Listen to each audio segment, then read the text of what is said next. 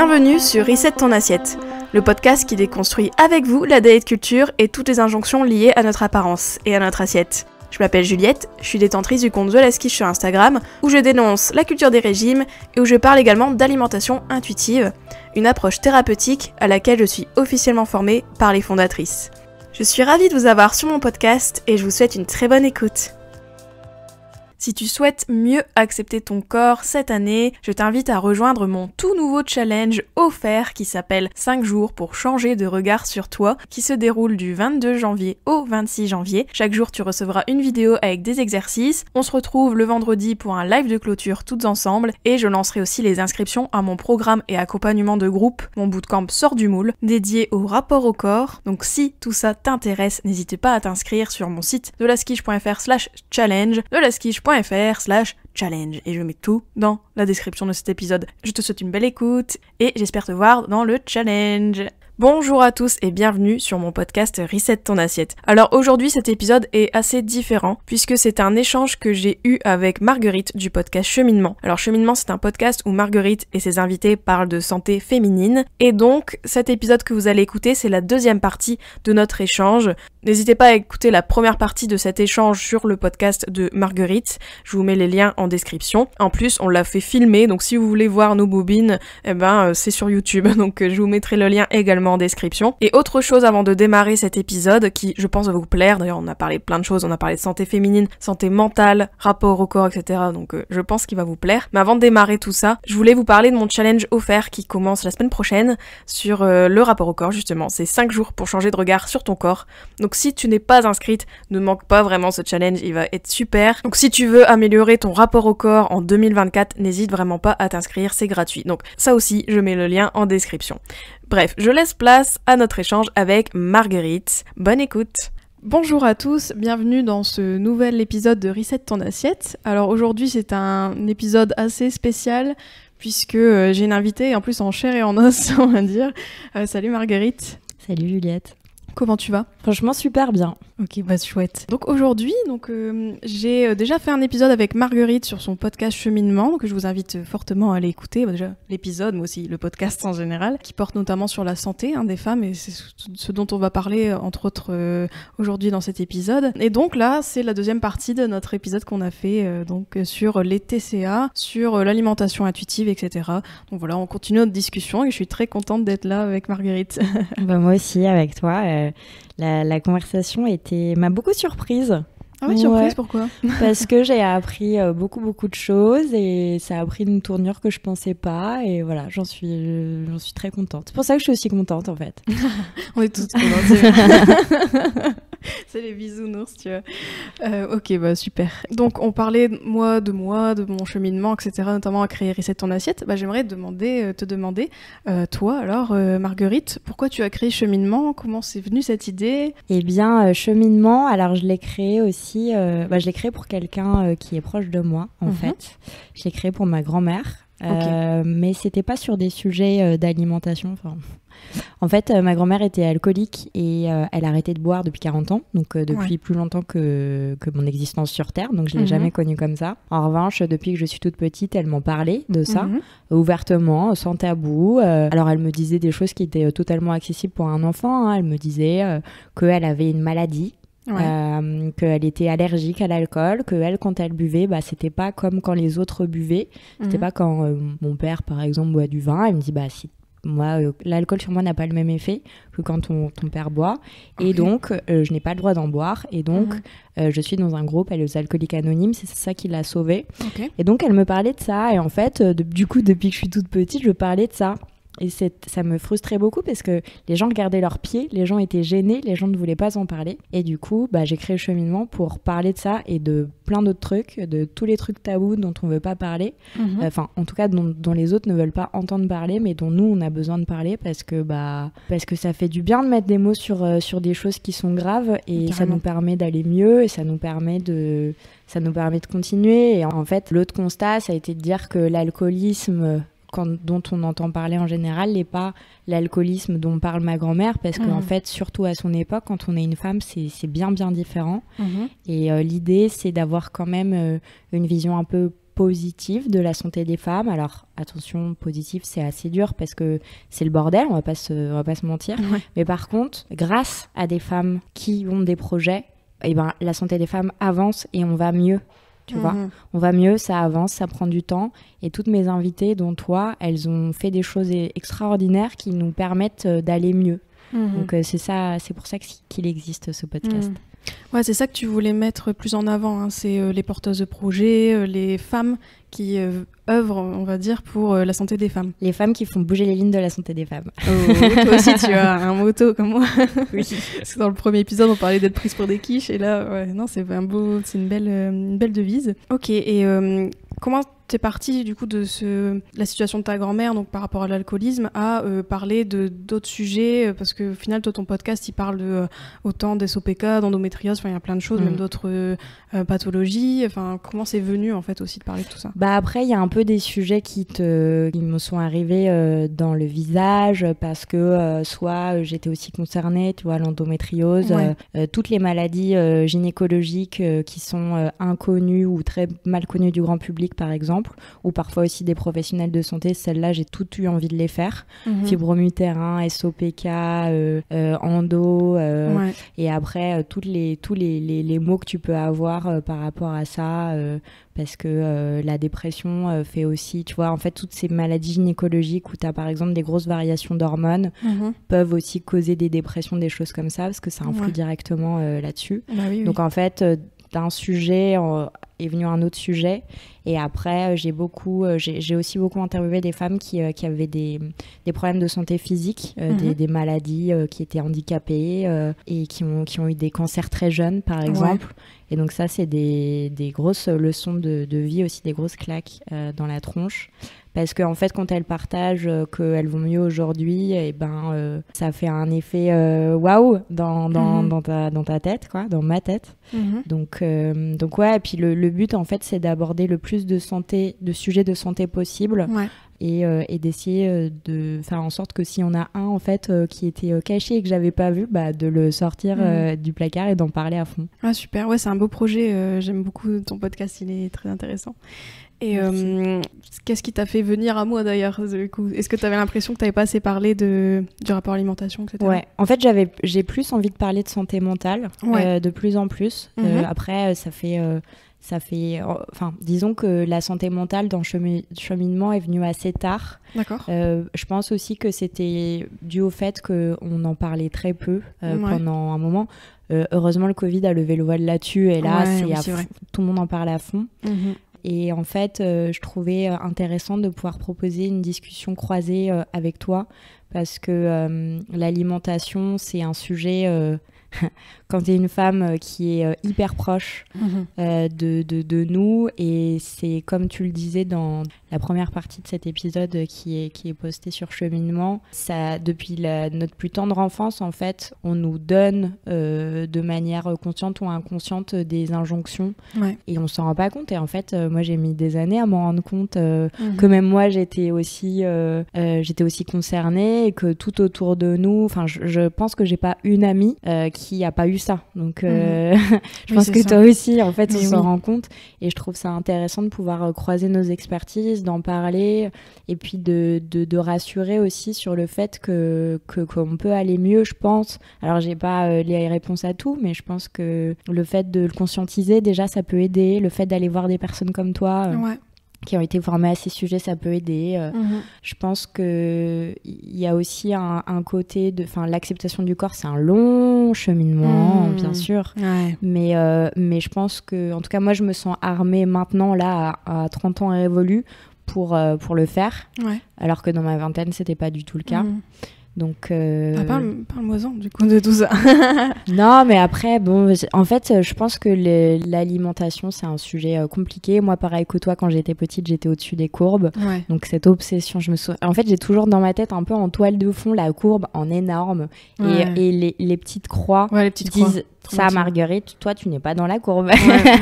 Et j'étais là, oui, bon, je sais. En fait, c'est fou, mais je me trouvais énorme. Et puis, je vois des photos de moi petite. En fait, je me trouve tout à fait normale maintenant. Vraiment, j'étais potelée, tu vois, mais potelée cool. Potelée, les petites filles qui sont potelées, qui ont des petites fesses bien rebondies, tu vois, c'est mignon. Bah oui.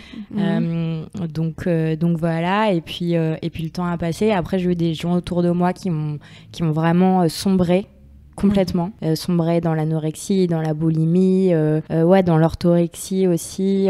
C'était vraiment pas marrant. Et encore une fois, tu vois, à la fois je le savais, mais en même temps, quand t'es plus jeune ou quand t'es enfant, parce que j'étais aussi enfant, tu fais rien. Oui.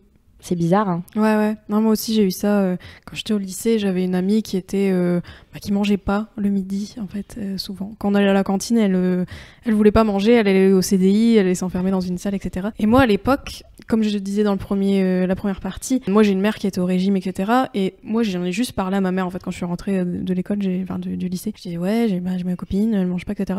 Et elle m'a dit, mais si ça se trouve, elle est anorexique, etc. Et du coup, elle m'a même donné un livre que j'ai refilé à mon amie par rapport à tout ça. Mais c'est ma mère, en fait, qui savait. Mais moi, en fait, je sentais qu'il y avait quand même quelque chose qui clochait, mais comme on sait pas, en fait. Et c'est ça aussi que je trouve que c'est dommage pour les TCA, etc. Et c'est pour ça que moi, je fais de la prévention par rapport à ça, et que c'est important de parler de ces sujets-là, parce que à chaque fois, on n'est pas armé, on sait pas, en fait, en quoi ça consiste, qu'est-ce que ça comporte, etc. Tout ça. Voilà, donc c'est pour ça que ça me fait penser à ça. Bah, moi, pareil, ça me rappelle une fois, on était au McDo avec des copines. Et je me souviens, et donc au McDo, tu vois, on prend toutes. Moi, mon truc au McDo, c'est le poulet, donc tous les sandwichs au poulet, tout ça. Ouais. Et une copine qui avait pris une salade César. Déjà, je trouvais ça très bizarre, parce que, bon, après, elles sont très bonnes, les salades. Ouais. Et je me souviens qu'elle avait pris une salade, donc déjà, j'étais, tu vois, horrifiée. On avait 14 ans, je me souviens très bien. Oui. Et après, elle était partie aux toilettes pendant hyper longtemps. Et tu vois, je l'avais compris. Elle était revenue, elle avait les yeux rouges, elle s'était fait vomir en fait. Ah oui, ok. Et j'avais compris, mais c'est fou. Maintenant, si ça me réarrivait, je ferais quelque chose, j'agirais, je dirais quelque chose, tu vois. Et j'étais un peu pétrifiée. Et d'un côté, je voulais pas l'embêter. D'un côté, enfin voilà. Et je pense que c'est dû à ça, c'est parce que... Alors, je sais pas si tu te souviens, mais moi, j'ai des souvenirs dans les années 2000 qui avaient eu notamment 2 documentaires sur l'anorexie qui étaient passés à la télé. Moi, j'en avais enregistré un. Ouais. Et je me souviens de ce documentaire qui était hyper prenant, où tu avais en fait une femme qui se filmait. Ouais. Et donc, elle était anorexique et boulimique. Et donc, elle avait la peau sur les os, quoi. Et elle se filmait chez elle. Et elle se filmait pendant une crise de boulimie. Et donc, en fait, tu voyais toutes les étapes. Tu la voyais revenir du supermarché avec plein de sacs. Avec plein de gâteaux, etc. Tu la voyais manger, elle faisait un gâteau au yaourt et elle mangeait, elle pleurait et elle se faisait vomir. Et tu voyais tout. Et c'est hyper brut, tu vois. Enfin, c'était pas un... Enfin, c'était tu sais, différence entre reportage et documentaire. Reportage, on te file un peu les trucs bruts de pommes, et documentaire, t'as un avis, t'as un point de vue. Là, en fait, c'était super brut, mais il y avait quand même un point de vue. Et ça m'avait rendu tellement triste, tu vois, pour cette pauvre meuf que tout le monde, je pense, en plus que beaucoup de personnes avaient dû enregistrer parce que c'était à l'époque où il y avait encore les cassettes. Si ça passe à 23h ou quoi. Ouais, voilà, c'est ça. Avec Lost. Bah ouais.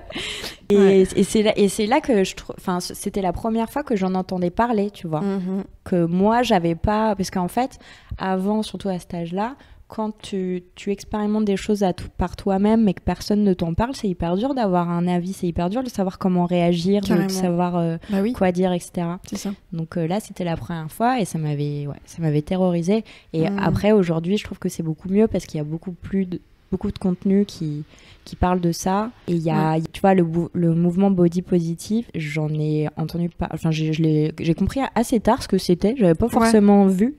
Et je trouve ça génial, en fait, parce qu'en fait, en fait, moi, j'ai un peu, petite, je rêvais d'un monde comme ça, tu vois. On me dit, en fait, on s'en fout de la courbe, t'es trop belle, t'es trop mignonne, ou je sais pas, ou t'es très bien, et tu acceptes-toi parce qu'en fait en fait mon corps c'est vrai qu'il est comme ça, il a toujours été je serai jamais maigrissime, tu vois. Ouais, bah oui, on a tous un poids de forme programmé, on a tous une morphologie, une corpulence en tout cas voilà, de base, donc c'est clair que oui carrément. Après par rapport au reportage que t'as vu, je trouve que c'est ça aussi qui est dommage par rapport au TCA, c'est qu'on montre que les trucs un peu sensationnels, les trucs un peu chocs, tu vois. Même pour l'anorexie, souvent c'est des filles cadavériques qui mangent pas, qui ont 16 ans, tu vois, et ça aide pas, je trouve, à se rendre compte qu'on souffre de cette pathologie ou qu'on est dans les troubles alimentaires, en fait, tu vois. Mais voilà. Mais en tout cas, pour le body positive, pour revenir à ce que tu disais, ouais, non, moi aussi, je trouve que c'est un super mouvement, pas trop bien compris, hein, parce que d'ailleurs, j'en avais fait un épisode sur mon podcast par rapport à ça, parce qu'il y a une origine qui est quand même, normalement, c'est un mouvement, tu vois, de libération plutôt anti-grossophobie, en fait. C'est des femmes noires, il me semble, grosses des US qui ont lancé ce mouvement-là. Après, ça a été repris, et là, actuellement, là, le mouvement body positive, comme on l'entend actuellement, j'ai l'impression que c'est plutôt le mouvement où les femmes, elles montrent leur corps comme il est, leur complexe, avec leurs imperfections, entre guillemets, etc. Voilà, il y a un peu toujours une sorte de controverse par rapport aux origines et de comment c'est venu maintenant, parce que maintenant on voit par exemple des femmes minces, normées, qui vont parler de leur complexe, etc. en mettant body positive, alors qu'à la base c'était pas pour les normées, tu vois, c'était plutôt pour les femmes grosses. Ouais, voilà. Et ça, je vous invite à écouter l'épisode sur body positive. Mais c'est clair que ces mouvements-là, même si, quelle que soit leur dénomination, j'ai envie de dire, c'est hyper intéressant aussi de voir d'autres femmes, même des femmes aussi, déjà de voir des corps de femmes qui sont pas mis en valeur entre guillemets, ou qui sont pas photoshopés, ou qui sont pas forcément codifiés, etc. C'est hyper intéressant, quoi.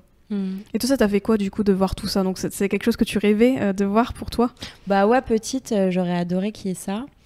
J'ai trouvé ça super bien, et je pense que ça m'a aussi aidé à je pense que j'ai encore beaucoup de, comment t'as dit tout à l'heure, quand tu te vois pas comme t'es, la dysmorphophobie. Ouais, ça je pense que je l'ai, parce que puisque je me rends compte un petit peu. Mais c'est vrai que c'est dur d'en sortir, parce que d'un côté, tu vois, l'année dernière, j'ai pris un petit peu de poids, et ça en est venu à un stade où mes amis s'en sont rendus compte. Et la dernière fois, ils m'ont dit « Oui, c'est marrant, sur les photos de ton mariage, on dirait vraiment que t'es mince. » Et cette phrase m'est restée dans la tête, et j'étais là... Comment ça, on dirait vraiment? C'est hyper bizarre de dire ça. Tu vois, ça a dû être quelque chose de très maladroit, mais c'était il y a je sais pas combien de mois, j'y pense encore, et je me dis mais attends, mais en fait ça c'est la pire, c'est un truc qui me trigger. Et du coup je me dis mais mince, s'ils ont vraiment pensé que j'étais mince, ça veut dire qu'avant je l'étais pas, etc. Donc des trucs, je me rends compte, même si tout va bien, je me rends compte parfois qu'il y a des trucs qui m'alertent un peu, tu vois. Mais globalement ça fait beaucoup de bien, et effectivement comme tu dis, moi je pense que ce que j'aime le plus, c'est le fait de voir plein de corps différents, parce qu'on a toutes des corps hyper différents. Et en fait, tu vois, je sais pas toi, mais moi, mon corps, je l'ai tellement regardé, tu vois, dans le miroir, machin, le moindre petit truc, je le connais et tout. Et en fait, je vois que, bon, même s'il reste le même, il change beaucoup, parce que quand t'es une femme, ton corps, il change tout le temps. Bien sûr, ouais. Il change en fonction de ton cycle, il change en fonction de ton âge. Et puis toute notre vie, il va un petit peu nous échapper. Si tu veux avoir des enfants, que tu as des enfants, et que ça modifie ton corps, ça peut le modifier. Enfin, moi, je connais des femmes que ça a fait maigrir la grossesse. Je me dis, c'est fou, je savais même pas que ça pouvait exister. Donc ça peut, c'est pas forcément. Ce que je veux dire, c'est que le corps, il change, et c'est pas grave. Il change constamment, et on est habitué. Mais ça me fait plaisir qu'on parle de ça, et qu'on parle des corps différents, parce que petite, je trouvais que moi j'étais formée très très très très tôt, à 8 ans, et du coup mon corps, je le détestais, tu vois. Je détestais, je me sentais vraiment comme un ovni. Ouais, je vois. Ouais, moi aussi j'ai des formes assez vite. En plus comme j'étais. Twinsies. Ah ouais, non, mais c'est vrai. En plus comme tu vois, comme je disais aussi dans le premier épisode, il me semble, dans la première partie, mon poids sur la courbe, pareil, j'étais pas en bas, quoi, on va dire. Et donc j'étais plus formée que mes copines, et ça c'est quand même bizarre. C'est horrible. Enfin ouais, tu vois que toi, limite tu as acheté des soutiens-gorge presque, ou des brassières ou quoi, alors que t'avais quoi, même pas 10 ans, enfin même avant, et qu'il y a d'autres filles qui sont très plate, on va dire, et très mince, et du coup c'est vrai que c'est difficile. Et que ces filles te disent ah ouais, mais toi t'avais trop de chance, moi j'aurais adoré avoir des seins à cette époque. Non, t'as T'adores pas du tout à 8 ans avoir des seins. Je te rassure. Ouais. Bah, en fait, t'es sexualisé plus tôt. Ça aussi, c'est pas évident. Ça, tu vois, je me souviens, j'ai trouvé ça super. Mon père qui a 3 filles, donc je pense qu'il connaît aussi, et moi je suis la 3e, il m'avait pris un peu entre 4 yeux, je devais avoir 11 ans, 11-12 ans, et il m'avait expliqué très gentiment que voilà, il avait, je sais plus exactement quels avaient été ses mots, mais en fait il m'avait expliqué ça.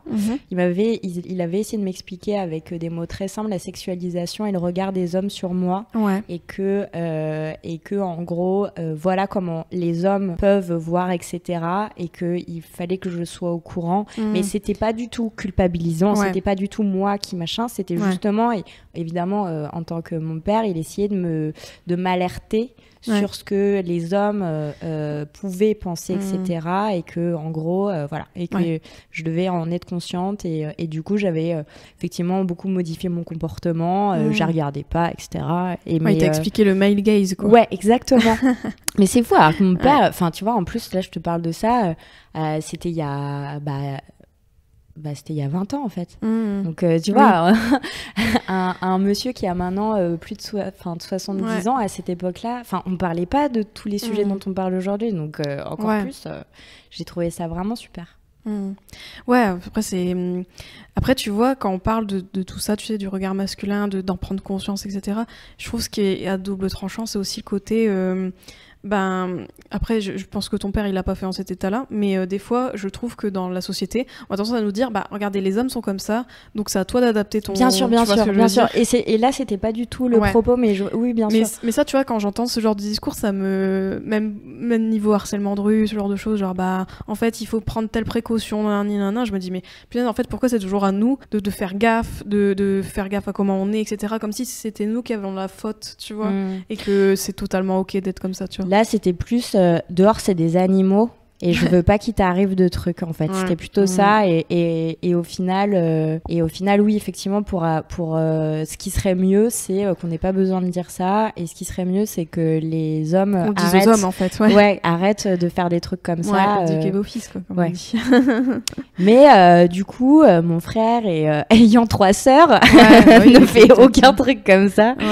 Mais tu vois, ça me fait penser à quelque chose. Je donne des cours de podcast à Paris.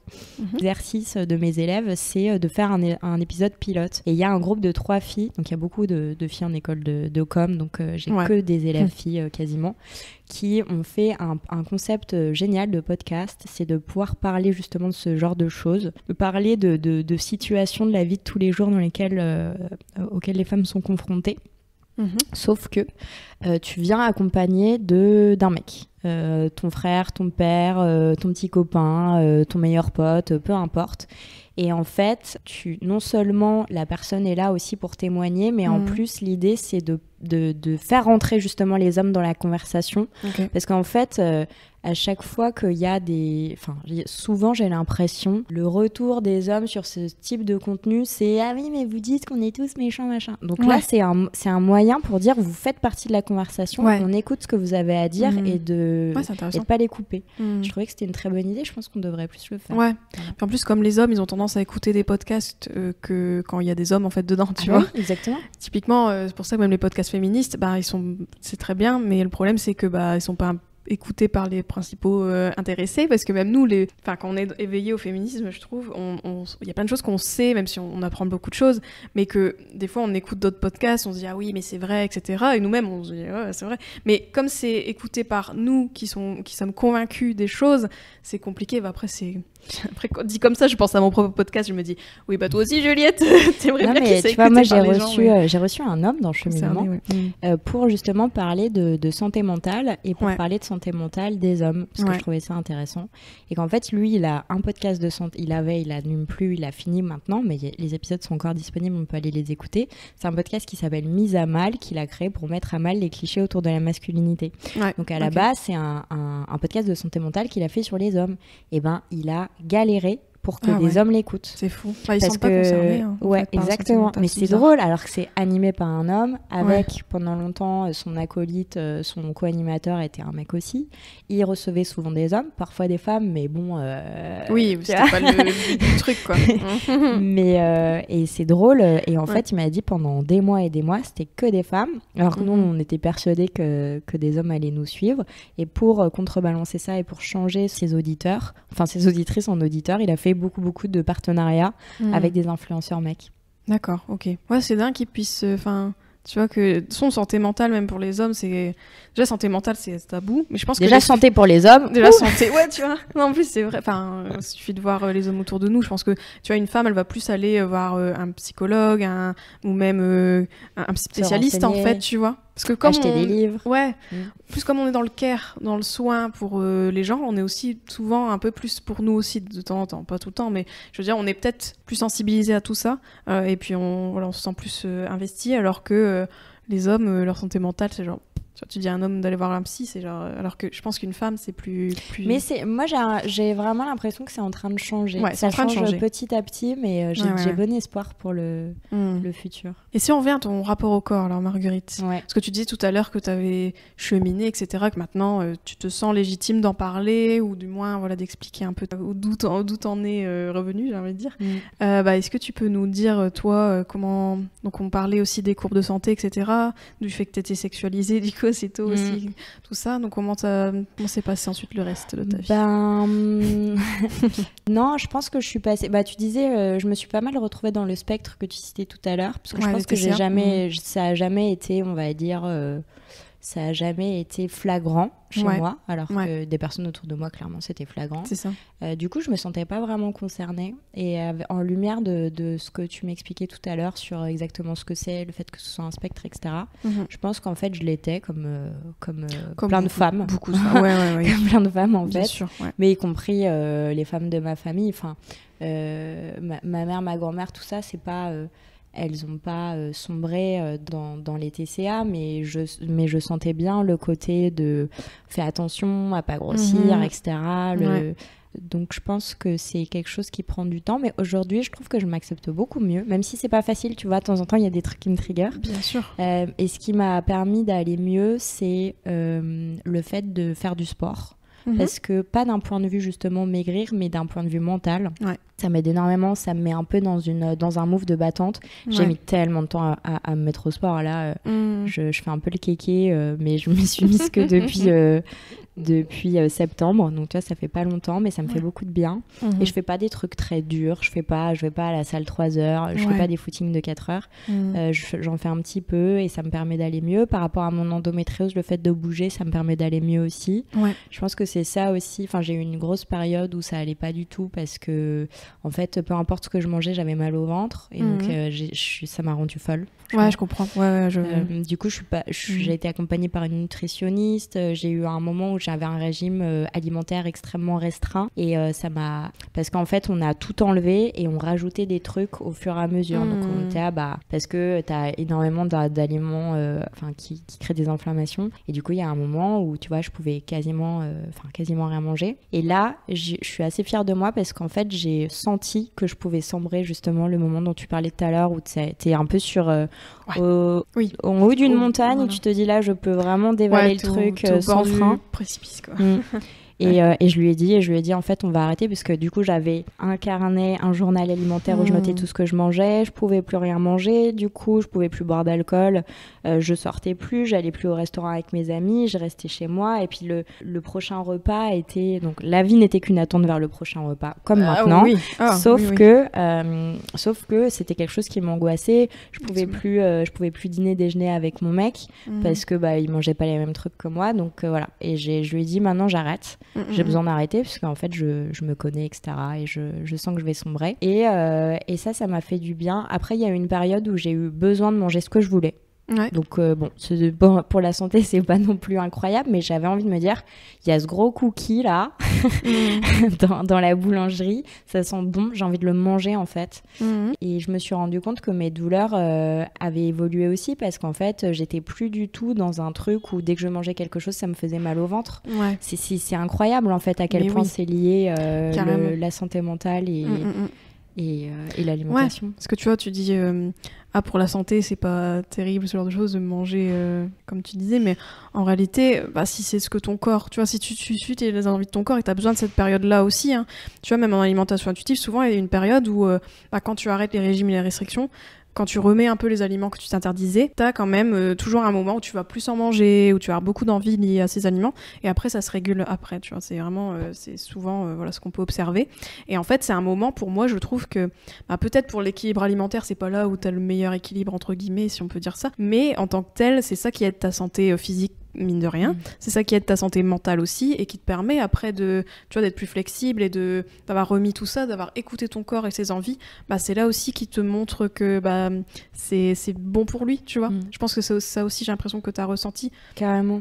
Et l'autre truc qui m'a aussi beaucoup aidé, c'est justement comprendre, avoir une sorte de petite formation sur comment se nourrir, alors même que j'avais pas du tout l'impression d'être le profil qui avait besoin de ça. Moi je pensais que tout ce que je faisais était très bien d'un point de vue alimentation, et en fait je me suis rendu compte que je faisais un petit peu n'importe quoi, je donnais pas assez. En fait je me suis rendu compte à quel point mon corps il adore les légumes verts, et aussi à quel point je me disais c'est super de manger plein de fruits. En fait ça me faisait super mal au ventre. Maintenant je sais quels fruits me vont, et enfin je sais aussi quels aliments mon corps accepte, etc. J'arrive à savoir ce dont vraiment j'ai besoin, et ça m'a débloqué, tu vois, de comprendre un petit peu comment tout ça fonctionne. Ça m'a énormément aidé. Alors après je sais que tout le monde est pas... on n'a pas tous le budget pour un nutritionniste. Moi, en fait, la nutritionniste, c'est ma grande sœur. C'est pour ça que j'ai eu la chance de faire ça. Mais par contre, il y a plein de ressources un peu partout sur Internet. Il y a des comptes Instagram qui expliquent très bien. Parce que ça m'a fait du bien aussi. C'est comprendre ce qui déclenchait mes crises d'endométriose et faire en sorte qu'elles ne reviennent pas. Ça, c'est incroyable pour aller mieux quand on a ce genre de pathologie. L'alimentation est clé. Et moi, j'ai lié tout ça aussi au fait de mon plaisir à moi, c'est de faire la cuisine. Alors je fais pas des trucs incroyables avec des plats en sauce et tout, mais par contre j'aime aller faire mes petites courses, faire ma petite liste, choisir des recettes, me faire à manger. En fait, et surtout faire des jolies assiettes, des trucs esthétiquement qui vont être jolis. Alors du coup, j'accorde limite plus d'importance à la gueule que ça a plutôt qu'au goût. Mais tu vois, je me fais souvent des trucs hyper colorés avec un petit peu de riz, un petit peu d'avocat, les pokéballs, là c'est le feu, tu vois, plein de petits trucs. Et je les prends en photo, et avec mes sœurs et ma mère, on a un groupe sur WhatsApp où on s'envoie juste des photos de ce qu'on mange. Enfin, juste ça, c'est tout bête, mais tu sais, ça... Je me dis à midi, allez, j'ai hâte d'envoyer ma photo, tu vois, de me la péter un peu, quoi. Ouais, non, c'est vrai. Tu sais, en alimentation intuitive, on parle beaucoup de ça. Déjà, même tout ce que tu disais avec la nutrition, c'est clair que c'est hyper important. Et surtout quand tu as une pathologie, de comprendre ce qui peut t'aider. En fait, encore une fois, dans une perspective de prendre soin de toi, déjà, c'est un game changer aussi, que ça change tout. Tu parlais aussi du mouvement tout à l'heure. Je pense que ça t'a aidé aussi pour l'endo. Et là, tu vois, même... c'est bête, mais ce que tu expliques avec le fait de se faire des jolies assiettes, etc., c'est aussi quelque chose qu'on recommande dans l'alimentation intuitive, notamment dans le principe 5, il me semble, on parle de la satisfaction, et on dit bien, en fait, la satisfaction, c'est pas que ce que tu manges en goût, c'est aussi les belles assiettes, comment tu comment tu disposes, tu vois, se préparer une jolie table, tu vois, se poser. Ça, c'est un moment aussi où tu prends soin de toi, tu prends soin de ton corps, et tu l'honores d'une certaine façon, et que après, bien sûr, on peut pas toujours faire ça, et c'est ok. Ouais, on peut pas faire ça tous les jours et toutes les semaines, c'est sûr. Mais si on peut prendre ce temps, se faire du bien, même rien que voir des belles assiettes, en fait, être comme tu disais aussi, prendre soin de toi d'une façon que tu cuisines, tu vois, d'aller chercher tes petits ingrédients, etc. Ça aussi, ça entre dans la satisfaction qu'on tire de notre alimentation, et c'est ça aussi qui nous fait du bien, même pour la santé mentale, en fait. Ça a tout changé pour moi.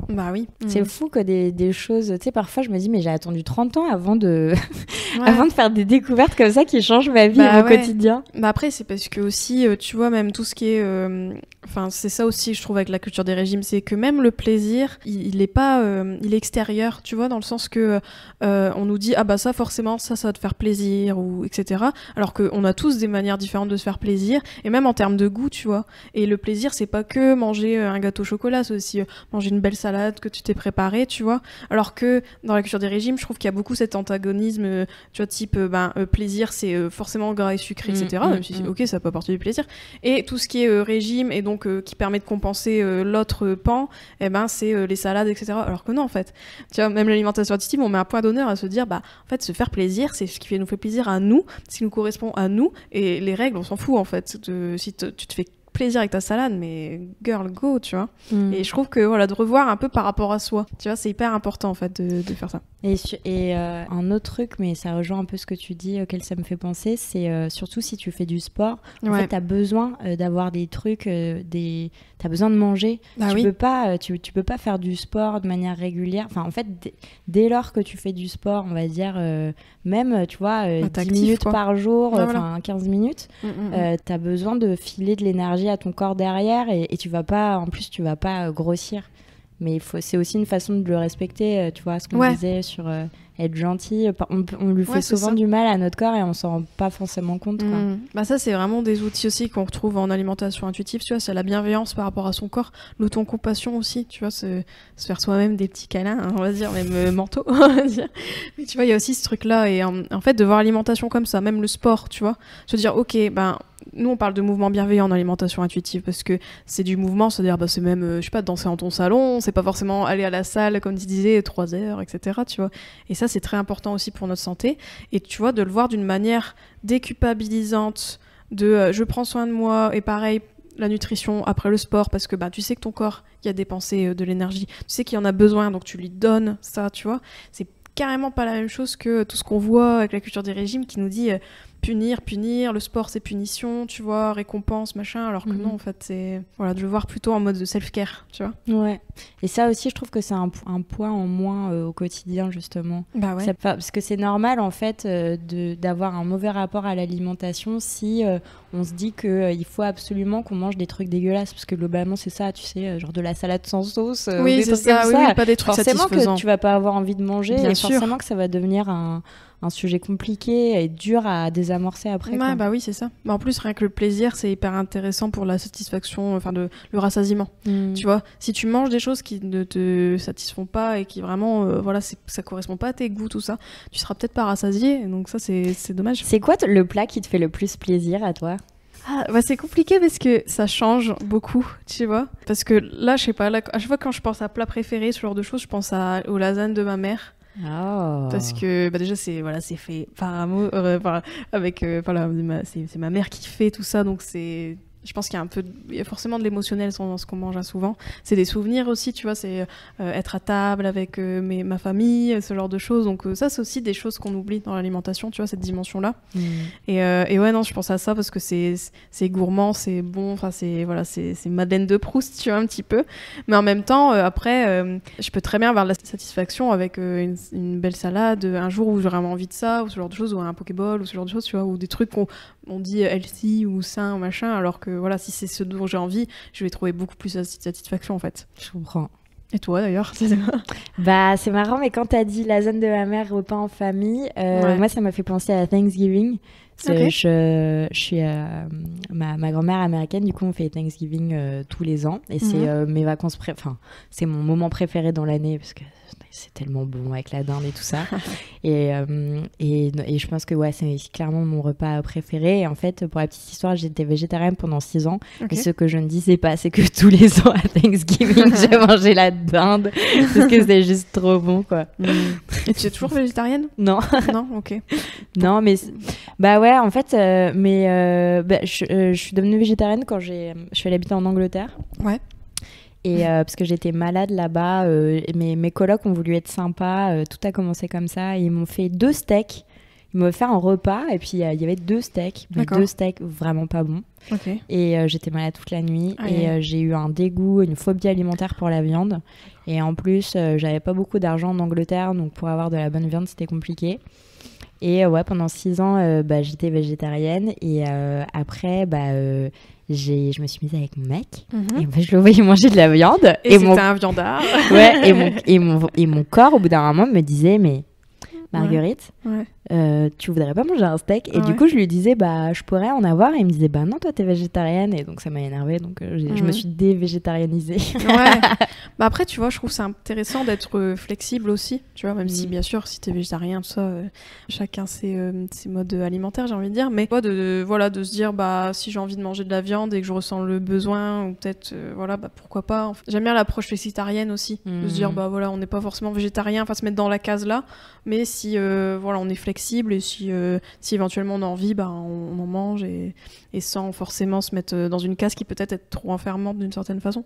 Après, ça dépend si on fait ça aussi pour des raisons éthiques et que du coup, là, je comprends. Mais et voilà, je pense être flexible, c'est intéressant quand même. Mais par contre, j'avais beaucoup de carences quand j'étais végétarienne. C'est pour ça qu'effectivement, je trouve que ça peut être plus ou moins dangereux pour la santé en fonction des Oui, il faut supplémenter et puis ça dépend des gens aussi. Il y a des gens qui vivent très mal en fait. J'ai déjà parlé avec une amie qui était vegan même carrément. Et en fait là maintenant elle est omnivore, j'ai envie de dire, parce que justement c'est trop pour elle en fait. Déjà en termes de son corps, elle digérait pas bien les légumineuses, plein de trucs qui étaient essentiels à son régime. Et en plus de ça, comme c'est des règles et tout, je pense aussi ça l'a. Voilà, c'est pour ça que même quand on a des TCA, c'est pas forcément recommandé de tout de suite, tu vois, se mettre dans le végétarisme ou le véganisme. D'ailleurs, j'ai fait un épisode sur ça, sur ces sujets-là, parce que c'est quelque chose qu'on retrouve souvent, tu vois. Quand quelqu'un connaît des TCA, bah, là, sa porte d'entrée pour la guérison, ça peut être le végétarisme, mais des fois, attention, parce que ça peut aussi nous enfermer et nous mettre d'autres règles, et limite, tu vois, c'est un autre type de restriction, en fait, et voilà, parce que des fois, on a peur de remanger tout. Mais bon, après, ça, c'est arbitré en fonction des gens, mais quand même, faire attention aussi à ça, quoi, par rapport à notre santé mentale. Toujours s'écouter. Ouais, c'est ça. Bah, merci beaucoup, Marguerite, pour cet échange. J'ai vraiment aimé parler avec toi. Moi aussi, Juliette, merci. On aura peut-être l'occasion de le refaire. Ouais, carrément. Bah oui, en plus, il y a tellement de sujets qu'on n'a pas abordés, etc. Mais en tout cas, j'espère que ça t'a plu aussi de découvrir mon approche. Et puis j'espère que ça fera aussi écho dans ton parcours, en tout cas. Absolument. Et je constate qu'on a beaucoup de choses en commun. Ouais, c'est vrai. Comment s'appelle ta mère? Ah, moi, c'est italien, donc. Ouais, moi, j'ai du sang italien aussi. Ah ouais, moi, Sylvana, ma mère. Ok. Tu vois. Non, moi, c'est Pascal. Ah ouais, voilà. Pas le même délire. Voilà, ok. C'était cool de te rencontrer aussi, en vrai, en plus. Bah, pareil. Salut. J'espère que cet épisode t'a plu. N'hésite pas à le partager et à lui laisser une super note sur toutes les plateformes si c'est le cas. Vous pouvez toujours me retrouver sur mon compte Instagram, TheLastQuiche. Je vous dis à très vite pour un nouvel épisode de Reset ton assiette. Ciao.